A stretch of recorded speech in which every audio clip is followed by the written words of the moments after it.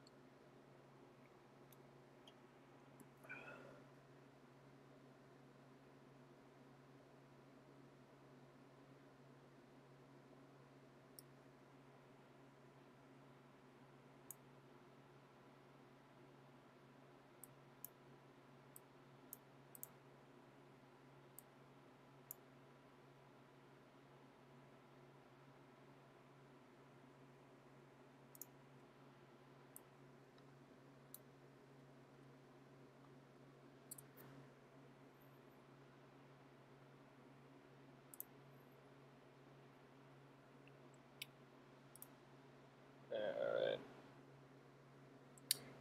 How's everybody doing? I guess we'll get started. I'm just going to do a couple of chores. I kind of got behind today, so I don't really have a whole lot planned. But lately I've been working on some API specs for identity and user data storage and a couple of other things. And so I figured today would be a good chance for anybody that wanted to talk about it to feel free to talk to me in the chat. I might do a rundown of the specs. But while everybody is getting settled, I'm just going to get started doing a chore, which is I have a site to add to the Explore page. So, a little small workflow example, I guess. Hey, Igor. Welcome to the live stream. All right, so I've got a site to add to the Explore page, so let's get into that. I saw this one on Twitter, so let me jump on Twitter real fast.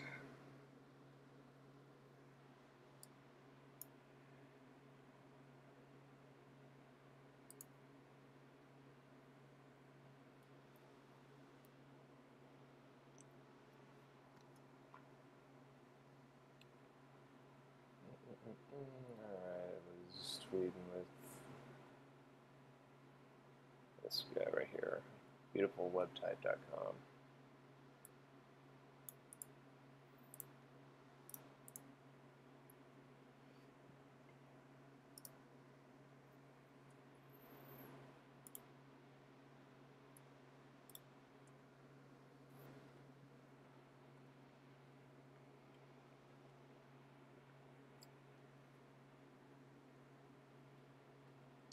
So anytime that I have a new site to add to the Explore page, first thing I do is make sure that I can reach it.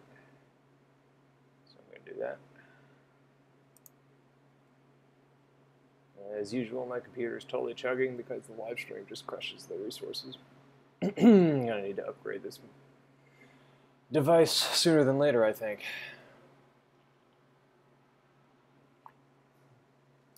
Okay.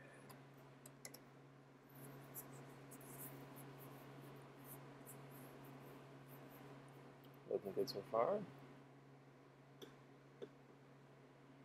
Awesome. So it looks like this is a collection of fonts, which is pretty sweet.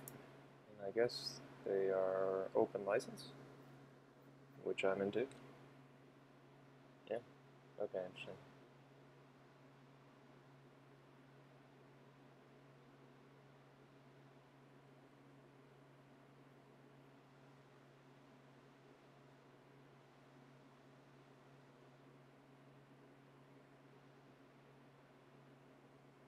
Yeah, I'm curious if it talks about the license anywhere.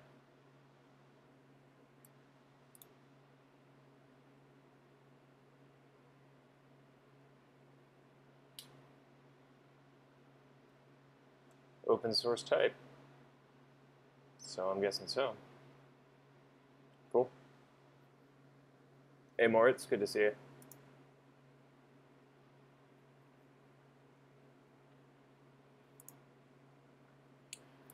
Okay, well then let's jump over to the Explore page real quick, and let's get to adding this thing.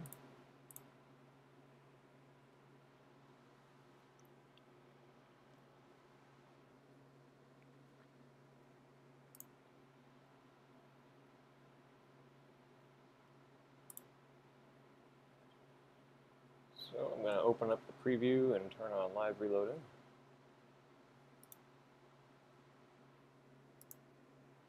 Let's switch this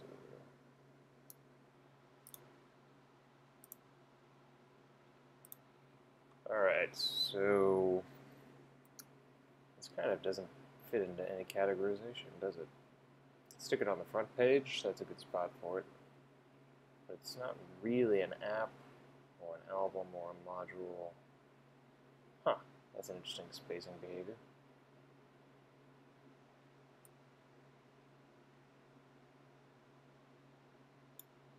In fact, that's a totally wrong spacing behavior, so that's something I can handle. Yeah, let's just stick it on the front page.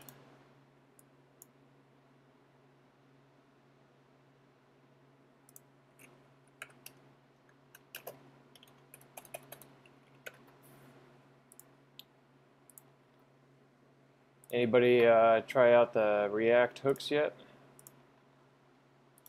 I was just giving that a look. I think I feel the same way that everybody else does. I wish it didn't have as much magic in its implementation, but other than that, it's pretty cool.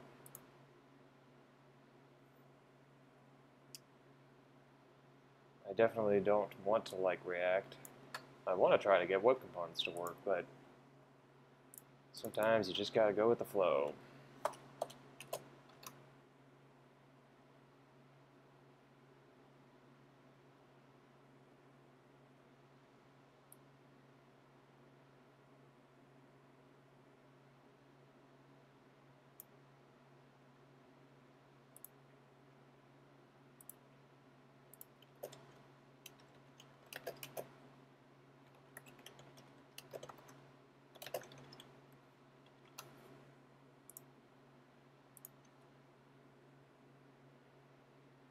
Okay. I wonder if that two-line title is a problem. It might be.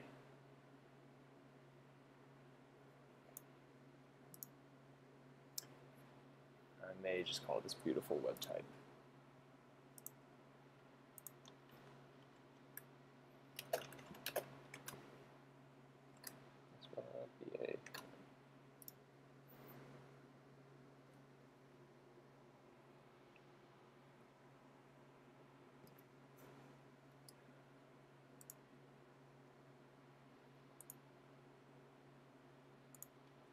Alright, now I need a picture here. Maybe just this.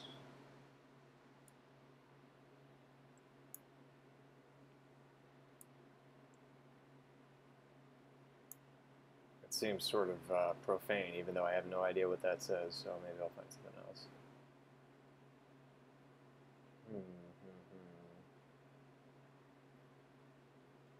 This kind of feels fonty. Let's go with this.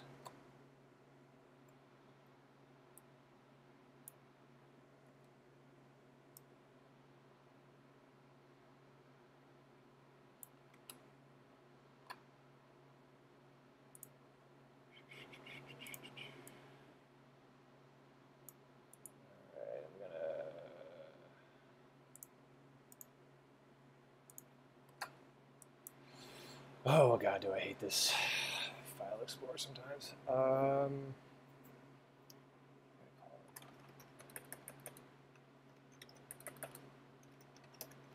can't be the only person who prefers Windows Explorer over Mac OS Finder. I feel okay saying that now because I kind of like what Microsoft has been doing lately.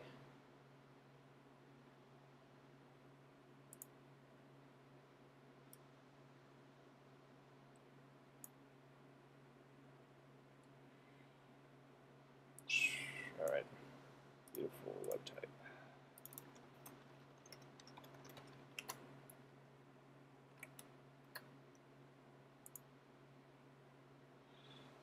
Alright, let me just get that image size right. Image size I want.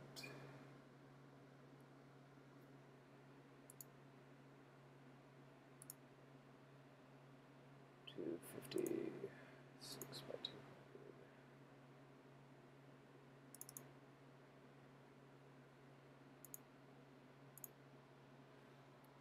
200.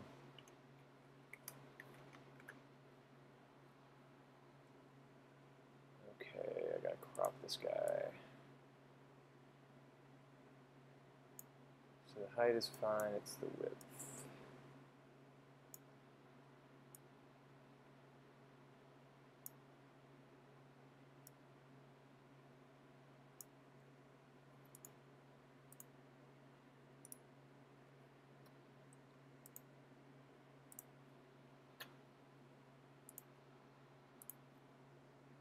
Okay. So now we got that.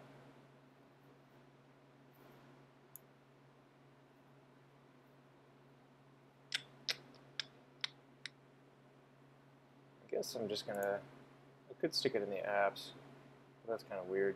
Could stick it in the modules, but that's also not quite right. I guess I'm just gonna leave it by itself for now on the front page. Do we want to stick any other apps up here? The file editor, .grid, ritter. Stick ritter in there to round it out.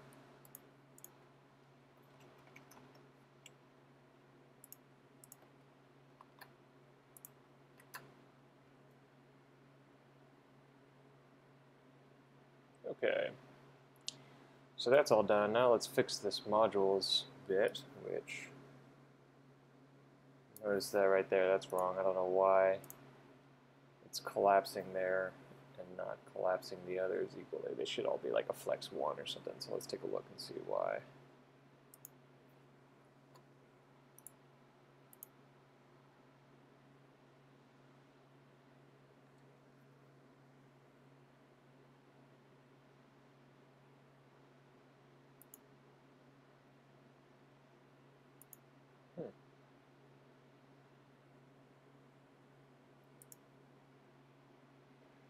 We're going to display grid, which means I do not know what I'm doing. Why would these guys be full width and this guy kind of collapse on me?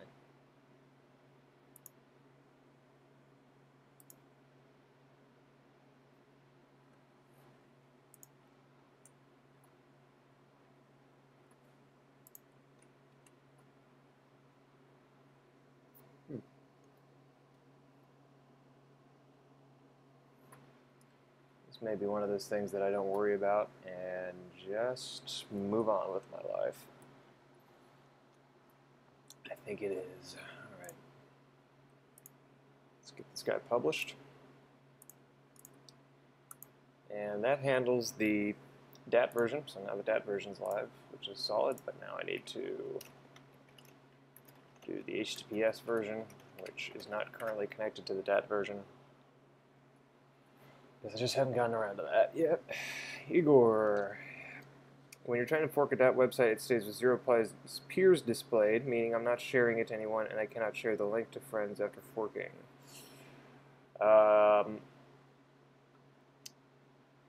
I'm guessing, Igor, that you sent the link to your friends and kept Beaker online, and it's just they're not able to find the site.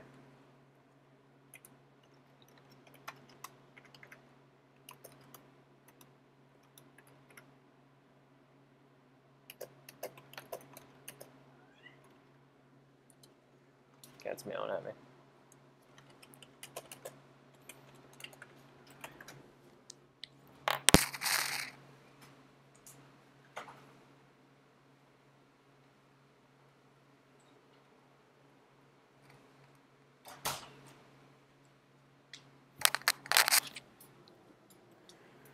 Okay, so I committed that change to the Git repo, so now I need to SSH into the server for Beaker.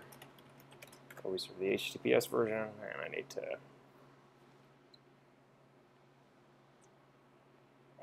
pull down the latest.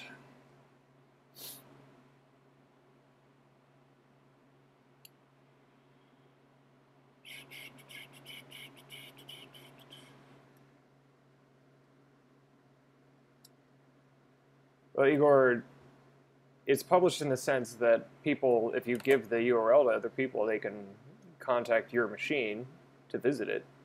So you're publishing it from your own device if you give the URL to somebody. The question is whether or not the people that you've given the URL to are able to connect to your machine, which is not a given. We're working on making that as reliable as possible, but it's definitely not as good as it should be.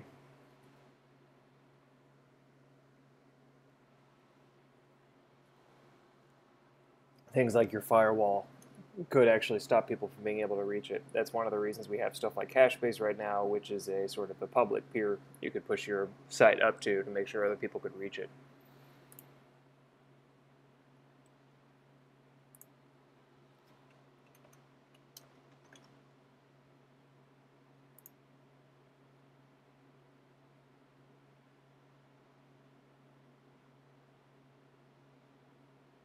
Okay, beautiful web type is now on the Explore page.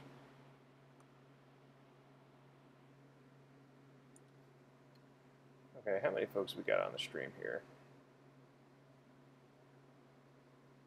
8 people? Cool. Yeah, I mean, look, I'm not telling you I'm happy with the reality of people not being able to get a peer-to-peer connection going. It's just a limitation of what we got right now. Some people's networks are just too hostile to P2P, and we haven't been able to break through. But this is why we're working on Hyperswarm right now, which is a new peer discovery mechanism that has hole punching built into it. And hopefully we're going to get better connection reliability between peers. So that's where we're at right now. You can run your own Hashbase as well, or you can run Homebase, which is like a kind of a simpler version of Hashbase. We want the peer-to-peer to work. It just needs time. It takes a lot of work, so that's where we're at.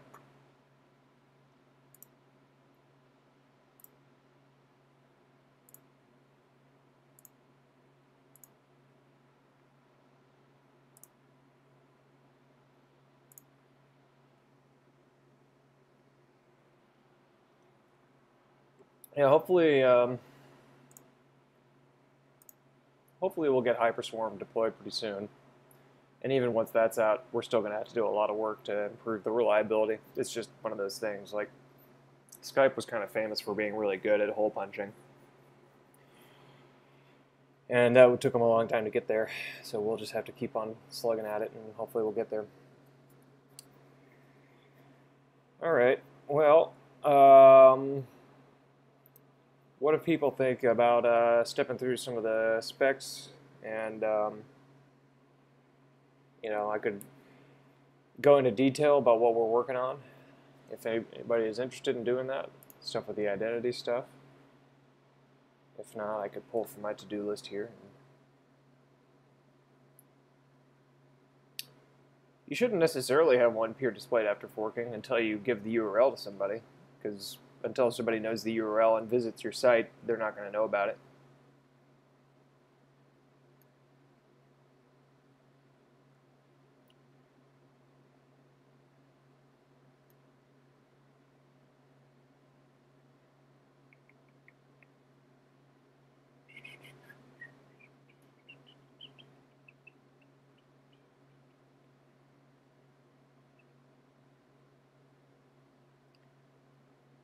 Alright, what's on my to-dos here?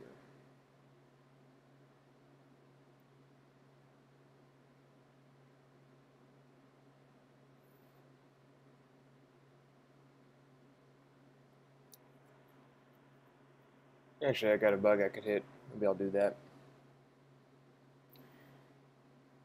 Okay.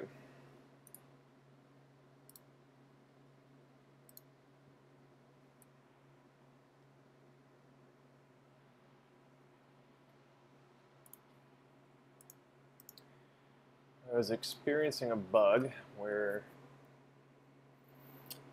trying to go to a site was failing, so let's give this a shot. So this website will fail to load on DAT. The automatic redirect is being attempted, and it's going to fail. So right now, Beaker will, whenever you go to an HTTPS URL, it'll try to detect if there's a DAT URL. If there is, it's going to take you to the DAT version automatically. But it'll let you know that it did that and offer to go to the HTTPS version.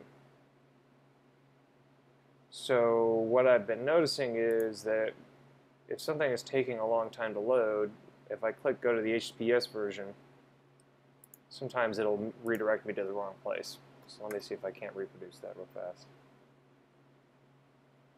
No, I just screwed up my test.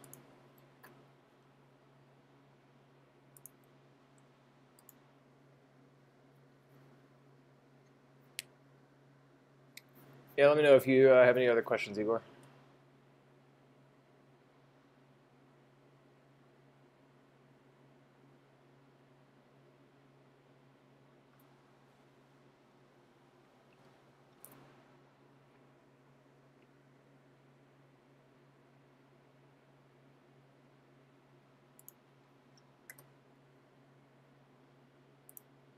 Okay, is it going to redirect me to start? There, it did it. Yep. So while the DAT version that I was, so what's happening is I enter in this URL right here. Beaker says, hey, there's a DAT version, we're going to go there instead. While that DAT version is trying to load, I say, wait, no, I want to go to the HTTPS version. I click on that badge, and for some reason, it's redirecting me to the HTTPS version of the site that I'm currently on instead of the site that I was trying to load. And that takes me to start because I was technically on the start page. It's a convoluted ass bug. Let's get that thing fixed. So,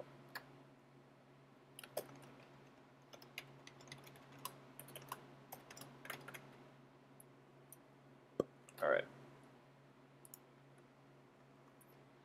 This is going to be inside of the shell window.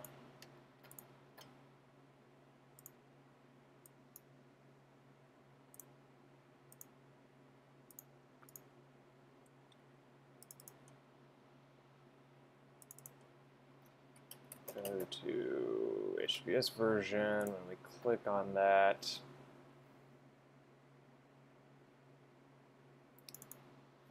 we're pulling from the protocol info, but we probably should be pulling from, let's see when does protocol info get set. Probably on a successful load. Yep, which means that it's not being updated in time. And I think get URL, get intended URL is what I want. And then I need to parse it. Okay. So what's happening is that there's a difference between the current page URL and the intended URL. The intended URL is the one that I'm trying to go to, whereas the current URL is the one that I last successfully visited, and that's why I was getting an incorrect redirect. So, let's do who cost intended URLs.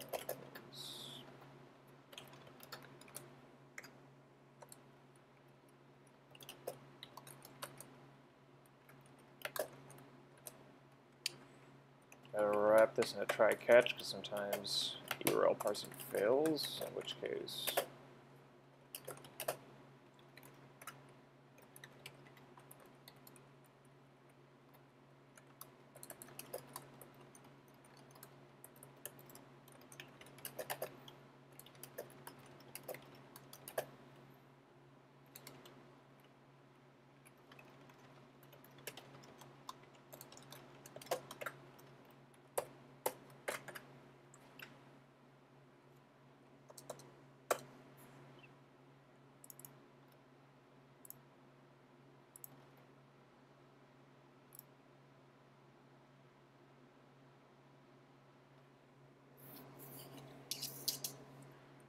really what we want to do is just swap out the protocol. So I think what I should be able to do is, with the URL object, I should be able to just swap out the protocol and do a toString. So this is a good moment to tune back into the live stream if you're just listening to this in the background. The API for the URL object is kind of neat in the sense that it allows you to parse and break down the components of a URL and then swap out a piece and then do a toString, and it'll correctly recombine all the pieces. So I should be able to do URL.protocol equals dat and then URL.toString, and now it doesn't work. Let's try, oh, because I typed that in wrong. Let me try that again. There it goes, right? So it's a nice actual tool for changing a portion of a URL while preserving the other portions. Reason why I'm thinking about doing this is, let's say my URL is like foo.html with a query parameter and a fragment. I want to preserve all that. So I'm going to do that URL.protocol equals dat, and hopefully, if it works as I hope, yeah, just substitutes that one specific piece. So let's put that to work here, because it's very handy. We're basically trying to just change the protocol to HTTPS, and that's it. And then we need to put the host name in our list of host names that we don't redirect to anymore, and then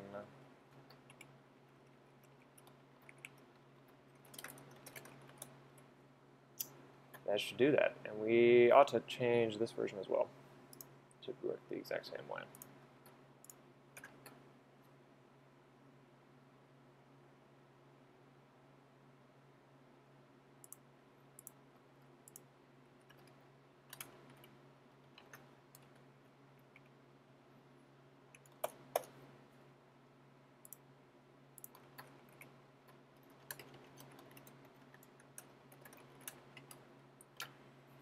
All right, let's see what we got.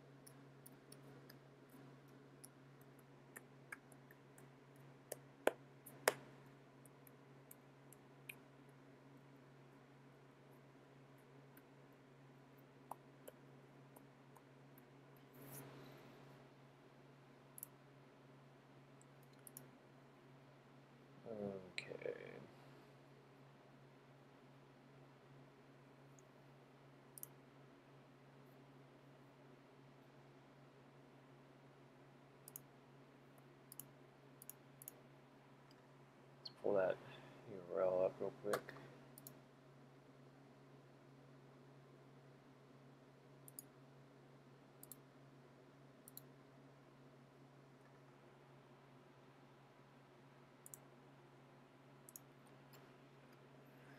Okay, and while that is loading, I should now be able to go to the HPS version of it, and it actually go to the right place. And nothing happened, which suggests to me that I messed up some code.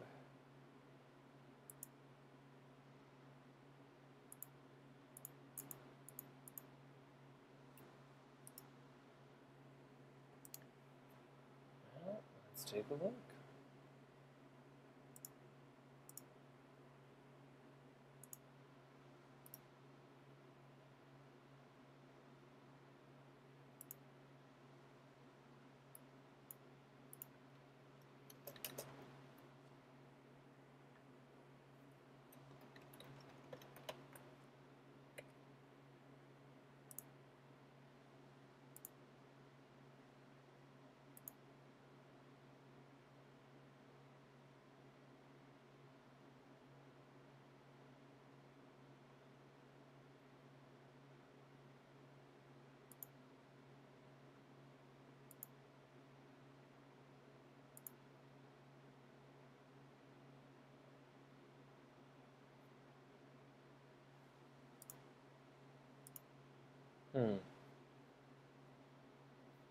What's going on here?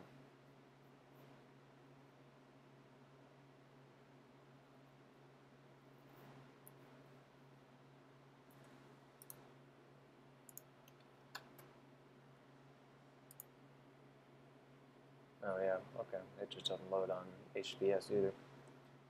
So I guess we got this right. Let's try doing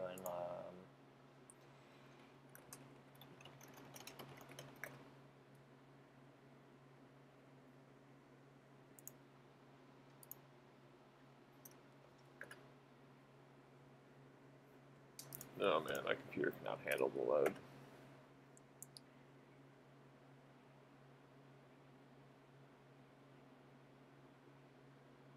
Okay, now let's go to the HPS version. Good. Works just fine. Let's try to go to the P2P version.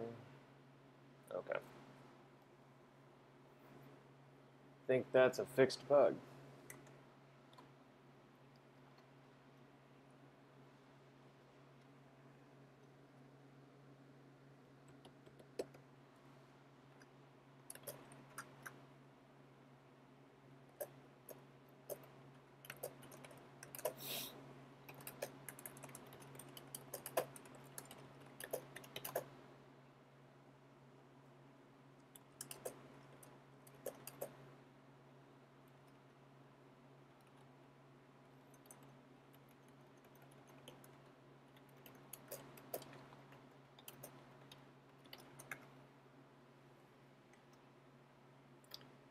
What else have I got on my to-do list?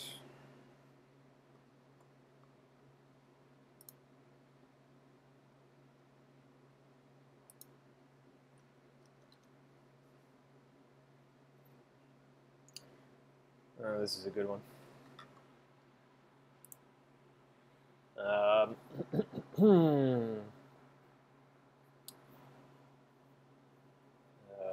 When I try to load some DATs from the library, sometimes it times out. And when it does, that interprets it incorrectly as a not found. And sometimes it's just because the browser is under too much load. It's just not getting the load done in time, getting the setup done. So let's try going to like this site here. Definitely seeing it, especially if I restore from sessions when the browser is first starting. So let's see if I can trigger this.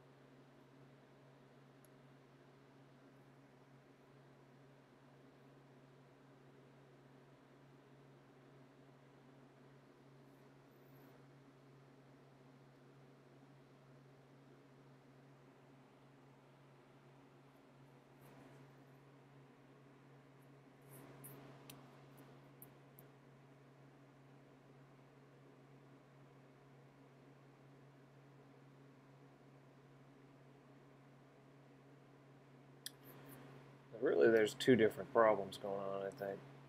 One is that the Beaker load time has kind of suffered since a change I made a little bit ago, which I want to try to alleviate. The other thing is that if the load takes too long, oh, okay, it didn't happen here. I'm going to try turning up the timeout on the initial load just to avoid this preemptively. So let's see, we got setup and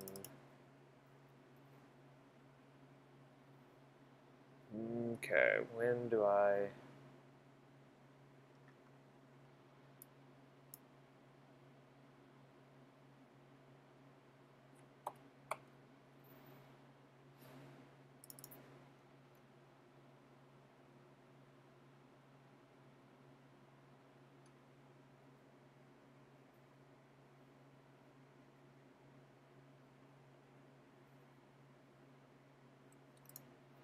it's in a sub-repository.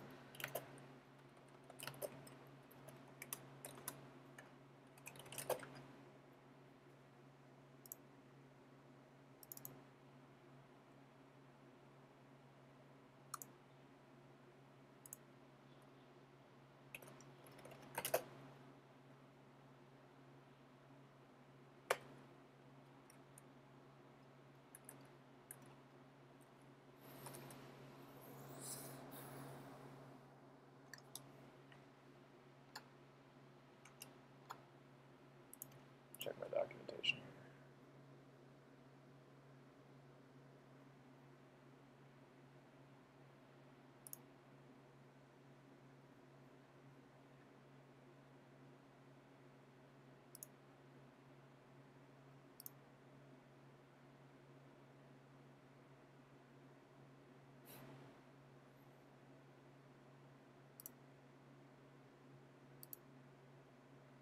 Oh, that's nice.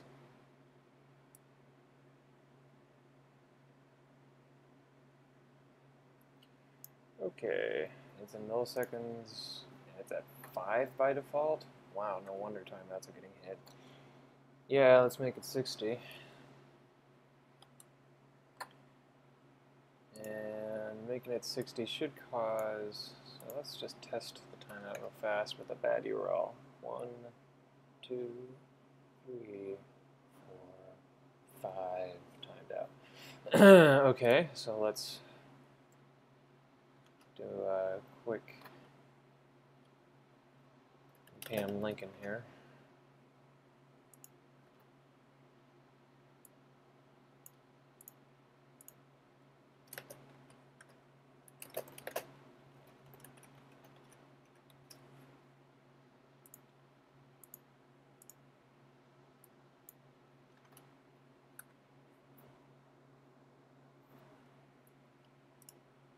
Okay, that triggers a rebuild.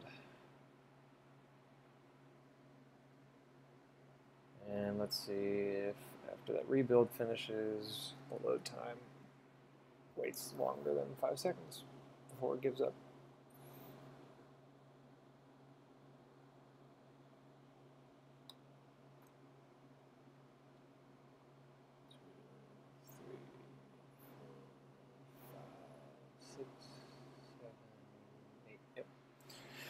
Alright, 60 is pretty long. Let's go with 30 seconds.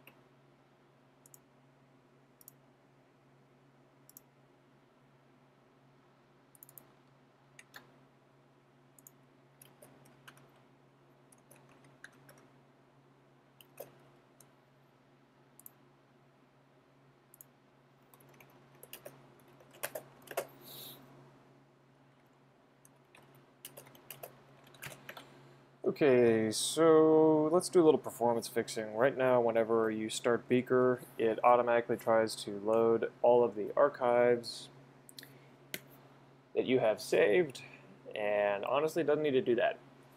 It takes a lot of resources and slows down the overall load time, and we can actually optimize it by saying that we will load those archives over time or on demand. So basically, I want to set it up so that eventually every saved archive, the premise of a saved archive is that you're seeding it, you're helping give bandwidth to it. So you do want to load it up at some point during your session, but unless you're actually reading from one of those archives, it isn't pressing that you start serving it. You could actually start serving it whenever. So if we change the core code to delay the load time a little bit, we can earn ourselves some better performance. So let's do a quick link.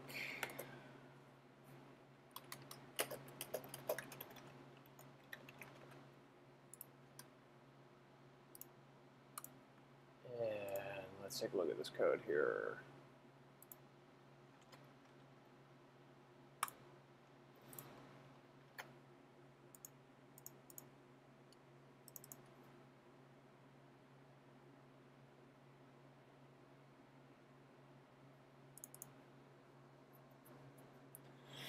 Okay, so here's where it happens, and we're just iterating through them and loading them. Now, load saved archives gets called during what phase? Maybe I'm calling that manually.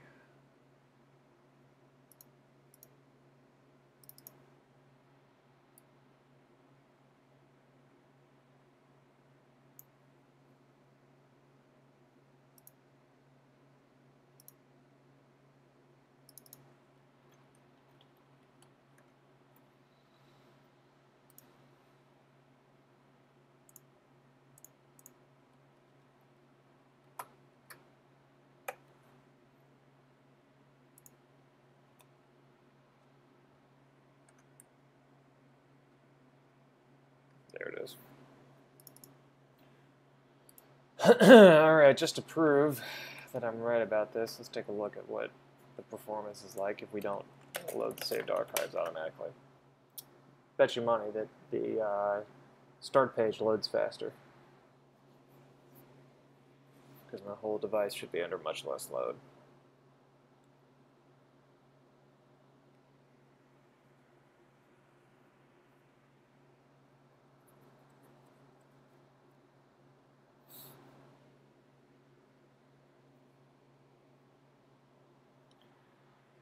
Compile ain't much faster though.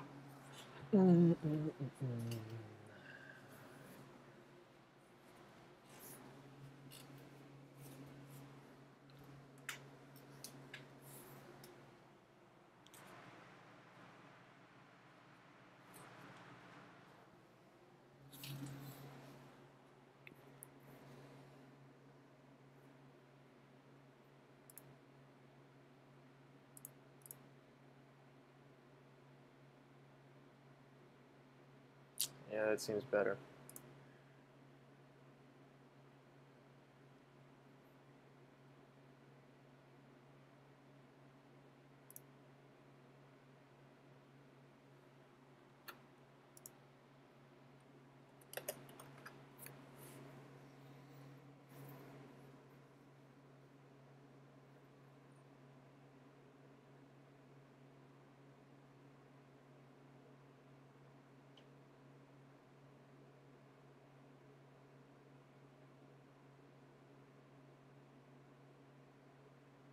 Yeah, that is definitely faster.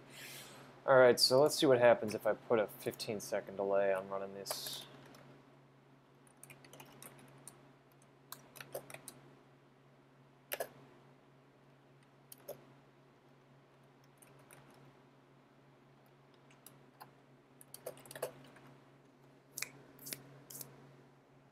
I'm guessing what's going to happen is that the initial load will feel better, and then it'll stutter, 15 seconds in.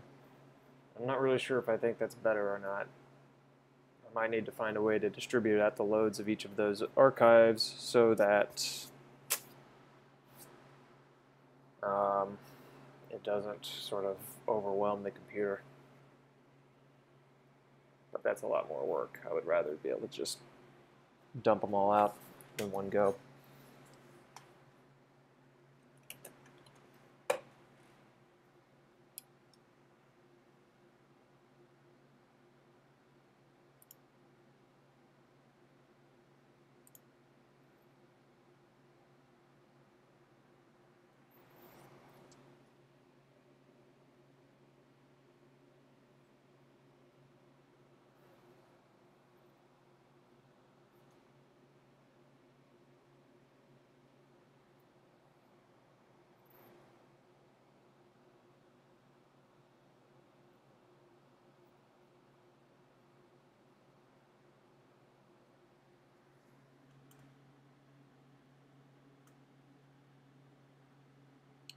Okay, initial load is better, and then I'm going to just go to the site and see if I notice anything. Yeah, there it goes. Yikes. That doesn't fly.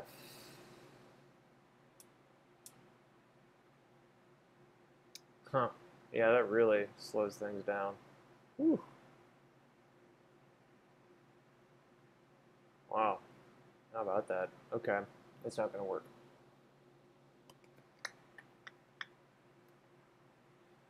We need to slow down the rate that these archives are getting loaded at.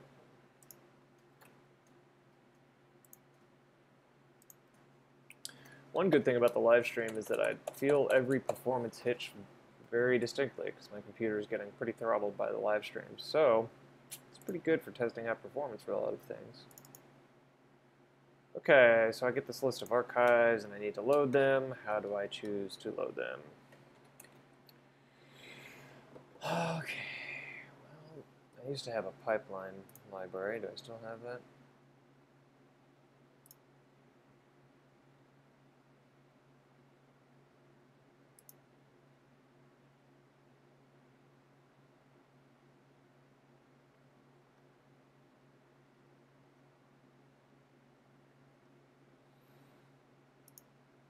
Doesn't look like it.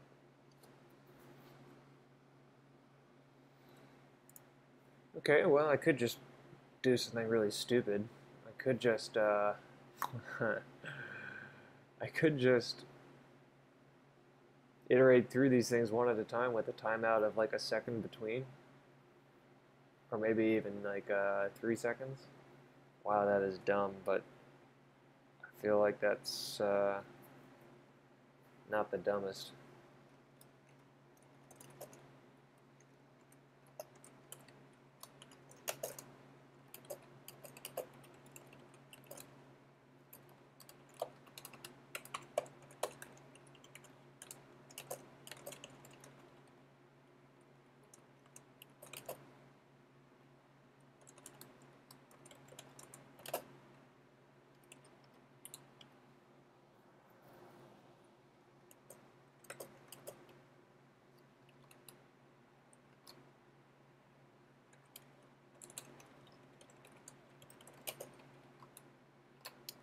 Let's give it a shot.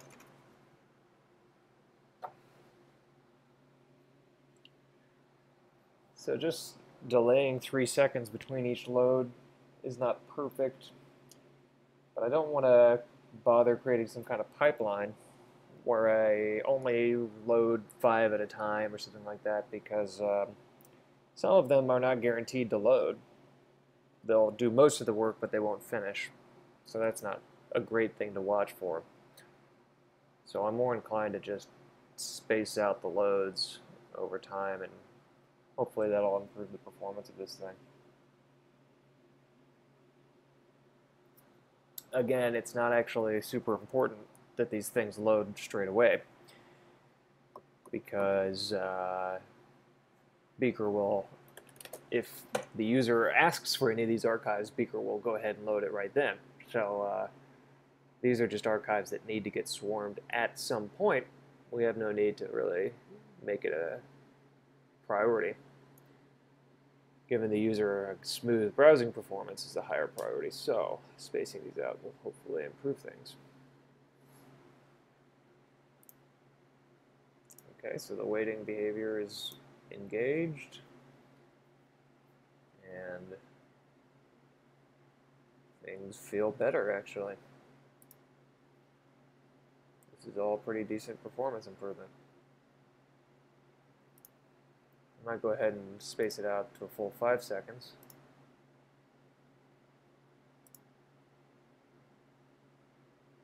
Yeah, I'm totally going to commit this. This is much better.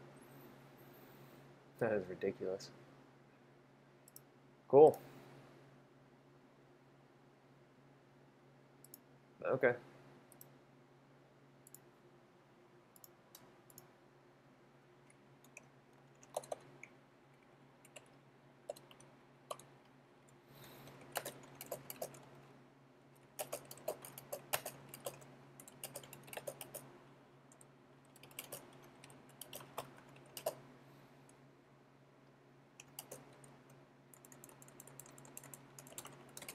Better document what I'm doing here.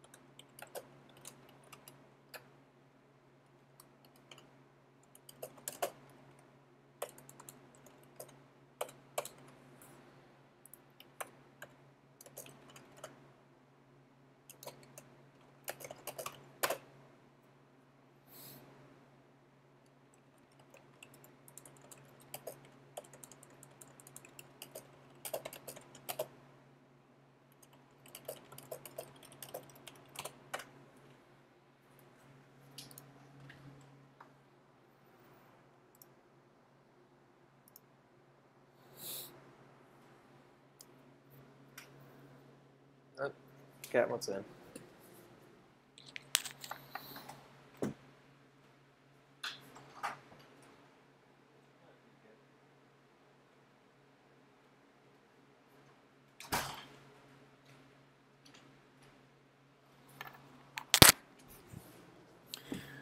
Okay, let's run that final test. Fingers crossed. I do like to get a performance boost.